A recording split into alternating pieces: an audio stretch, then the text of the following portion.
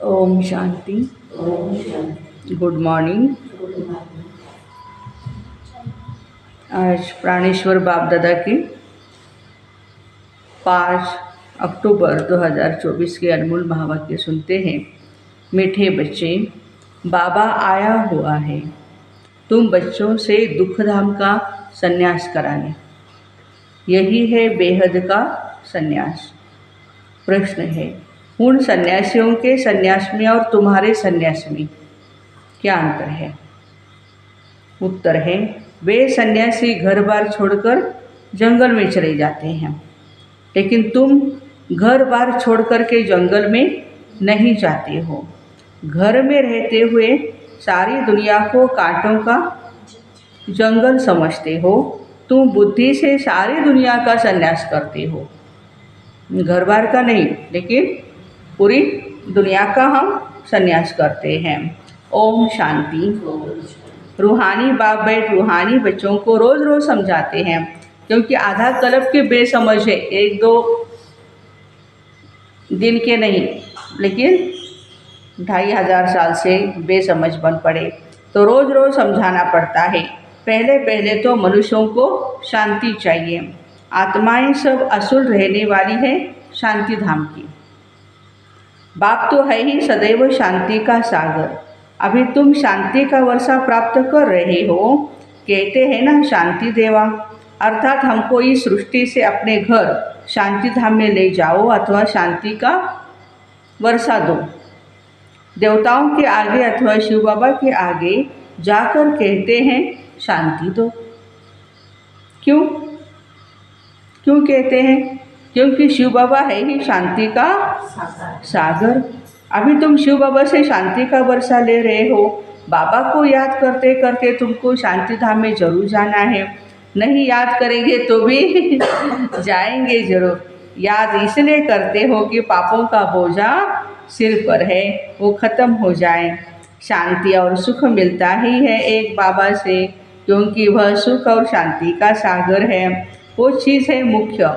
शांति को मुक्ति भी कहा जाता है, और फिर जीवन मुक्ति और जीवन बंध भी है। अभी तुम जीवन बंध से जीवन मुक्त में जा रहे हो, कलयुग से सतयुग में जा रहे हैं। सतयुग में कोई भी बंधन नहीं होता है। गाया जाता है सहज जीवन मुक्ति व सहज गति सद्गति। अब दोनों का अर्थ तुम बच्चों ने समझा है। गति कहा जाता है शांति धाम को, और सद्गति कहा जाता है सुख धाम को। सुख धाम, शांति धाम, फिर यह है दुख धाम। तुम यहाँ बैठे हो, बाबा कहते बच्चे शांति धाम घर को याद करो। आत्माओं को अपना घर भूला हुआ है। बाबा याद दिलाते हैं, समझाते भी है। हे रूहानी बच्चों, तुम घर जा नहीं सकते जब तक तुम मुझे याद नहीं करेंगे, क्योंकि याद करने से ही पवित्र बनेंगे, और पवित्र बनने से ही परम धाम में जा सकेंगे।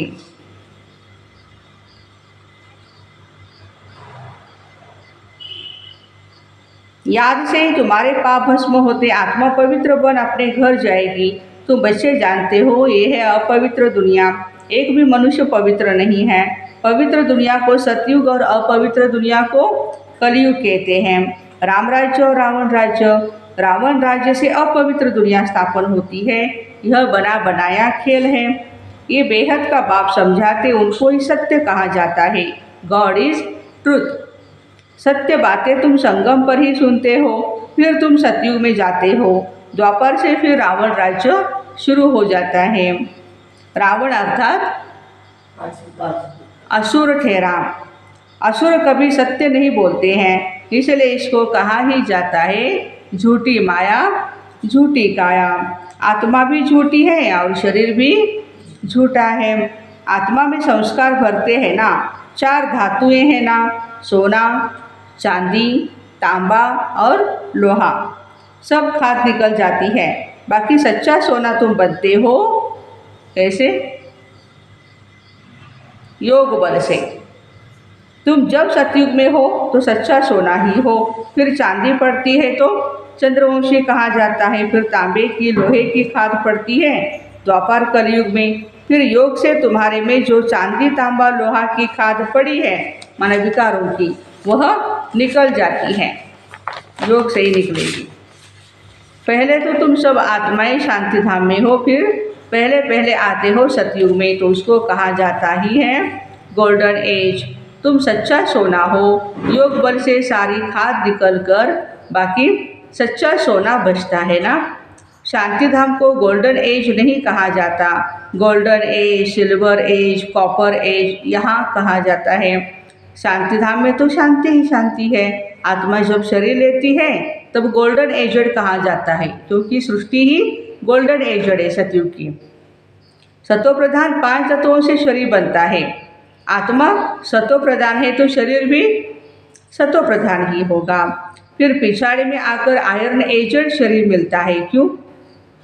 क्योंकि आत्मा भी आयरन एजड बन गई या आत्मा में खाद पड़ती है। तो गोल्डन एज, सिल्वर एज इस सृष्टि को ही कहा जाता। तो अब बच्चों को क्या करना है? पहले पहले शांति धाम जाना है, इसलिए बाप को याद करना है, तभी तमो प्रधान से सतो प्रधान बन जाएंगे। उसमें टाइम लगता है, जितना टाइम बाप याद यहाँ रहते हैं उतना ही टाइम लगता है।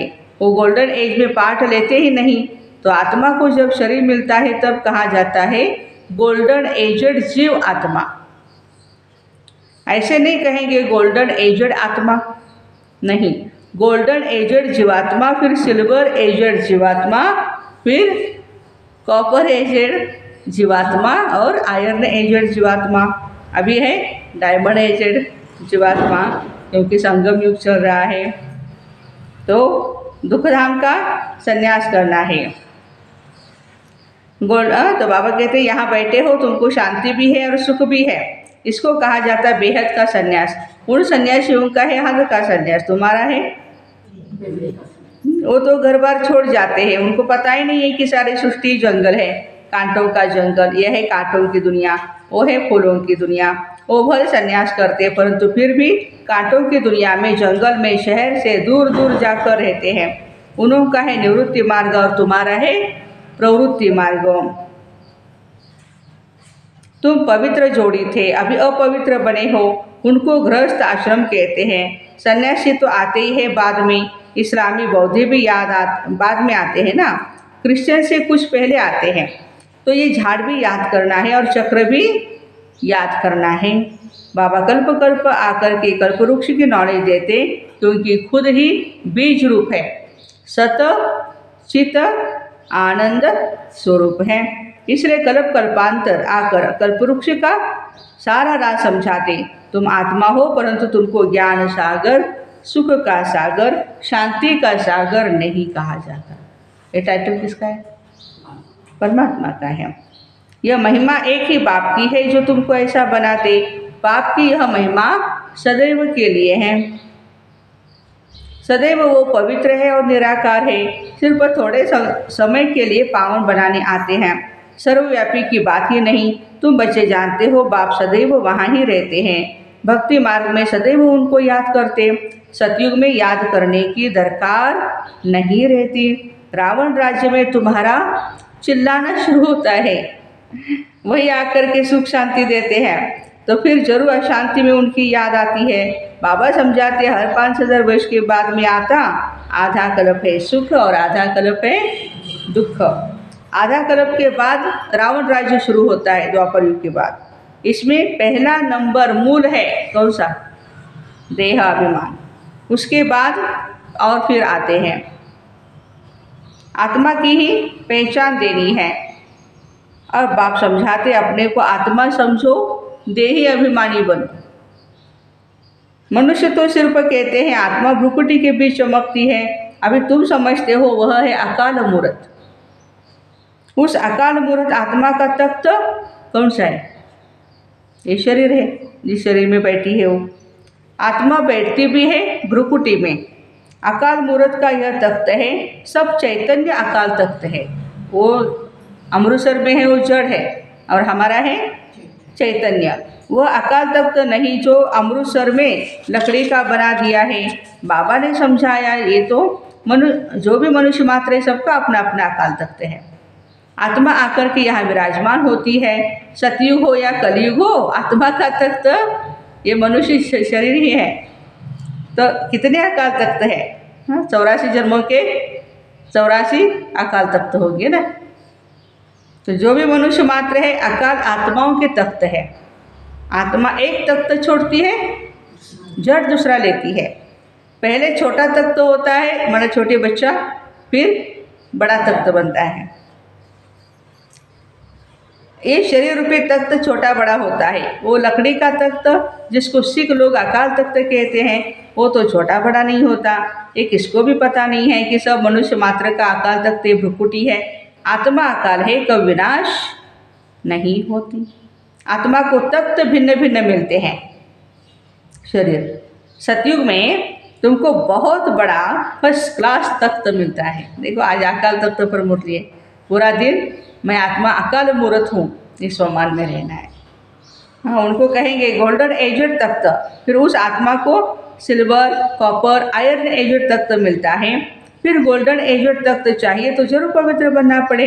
इसलिए बाबा कहते हैं बच्चे माँ में कम याद करो तो तुम्हारी खाद निकल जाएगी। फिर तुमको ऐसा दैवी तख्त मिलेगा। अभी ब्राह्मण कुल का तख्त है। कौन सा तख्त है? ब्राह्मण कुल का। पुरुषोत्तम संगम युग का तख्त है। फिर आत्मा को वह देवताई तख्त मिलेगा। यह बातें दुनिया के मनुष्य नहीं जानते। देहाभिमान में आने से एक दो को दुख ही देते रहते हैं, इसलिए इनको दुखधाम कहा जाता है। अब बाप बच्चों को समझाते हैं, बच्चे शांति धाम को याद करो, जो तुम्हारा असली निवास स्थान है। सुख धाम को याद करो, इनको भूलते जाओ, इनसे वैराग्य। ऐसे भी नहीं सन्यासियों मिसल घर बार छोड़ना है। बाबा समझाते हैं वह एक तरफ अच्छा है, दूसरे तरफ बुरा है। तुम्हारा तो अच्छा ही है, उनका हठयोग अच्छा भी है और बुरा भी है।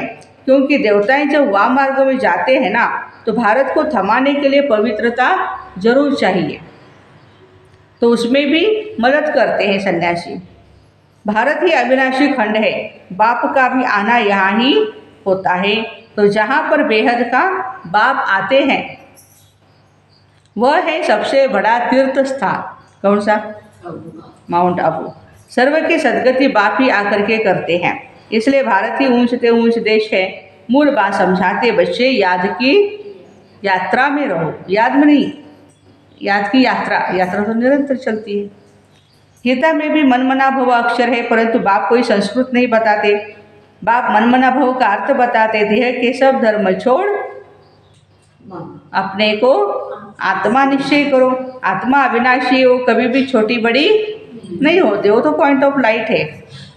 अनादि अविनाशी पार्ट भरा हुआ है, ड्रामा बना हुआ है। पिछाड़ी में जो आत्माएं आती है उनका थोड़ा पार्ट है, बाकी टाइम शांति धाम में रहती है। स्वर्ग में वो आत्मा आ न सके। लास्ट जो जिसका लास्ट जन्म होगा, एक ही जन्म होगा, क्या करेगी वो? बाबा कहते सतयुग में उसका पार्ट ही नहीं है, स्वर्ग में आ न सके। पिछाड़ी को आने वाले वहाँ ही थोड़ा सुख थोड़ा दुख पाते हैं। जैसे दिवाली पर मच्छर कितने ढेर निकलते हैं, सुबह को उठ करके देखो तो वो मर जाते हैं।